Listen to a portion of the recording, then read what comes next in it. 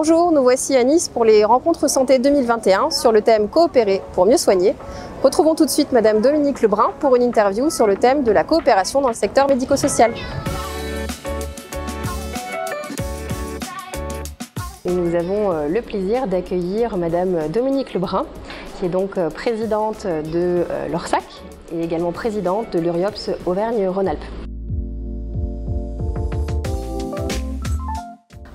Pour ce qui est des EHPAD, mais c'est aussi le cas pour le secteur du handicap, ils ont été en bout de chaîne. Cette priorité donnée au secteur sanitaire et à la santé, on en a vu les conséquences, on les a vues un peu tardivement. Ça a été effectivement des mesures très restrictives par rapport aux visites, par rapport à la place des familles, et donc un isolement des personnes âgées, des résidents des EHPAD, avec ce qu'on a constaté qui étaient ces syndromes de glissement et qu'on n'avait pas mesuré. Donc là, il y a sûrement eu une distorsion entre les précautions sanitaires qui devaient être prises et finalement les conséquences pour ces personnes en EHPAD.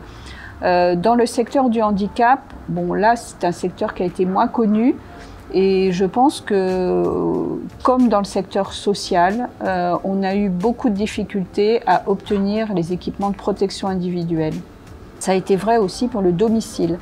Et pendant plusieurs mois, avant qu'on arrive à fournir des masques, des protections aux salariés, les professionnels ont quand même été peu protégés et donc assez peu visibles dans cette chaîne de prise en charge.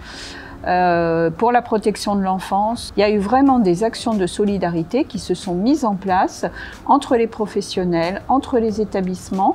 Et on m'a souvent dit que dans le secteur de la protection de l'enfance, les relations avec les familles se sont beaucoup améliorées parce qu'en fait, il y a eu un contact direct. Les enfants étaient chez eux puisqu'il n'y avait plus d'école. Et les éducateurs, quasiment quotidiennement, avaient des contacts avec les familles, par visio notamment. Et donc, ça a décrispé un peu les relations avec les familles.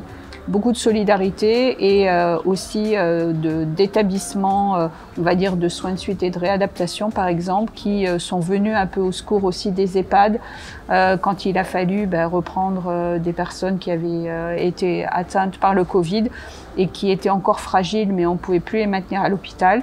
Donc, des possibilités de les accueillir en soins de suite avec des relations directes entre les directeurs. L'évolution de ces dernières années, et notamment l'apparition des appels à projets, a fait qu'aujourd'hui, les associations, elles sont parfois en concurrence pour répondre à ces appels à projets, et que d'autre part, certaines petites associations n'ont pas les moyens nécessaires pour répondre à ces appels à projets parce que il faut faire des dossiers, c'est compliqué, il faut avoir de l'expertise, il faut connaître un peu l'environnement. Et donc, elles sont en difficulté et elles sont plus ouvertes à des coopérations, mais à la condition que la fusion ne soit pas le moyen le plus employé, mais avec peut-être des réponses qui peuvent être des conventions, des mutualisations de moyens, de la mise à disposition d'expertise.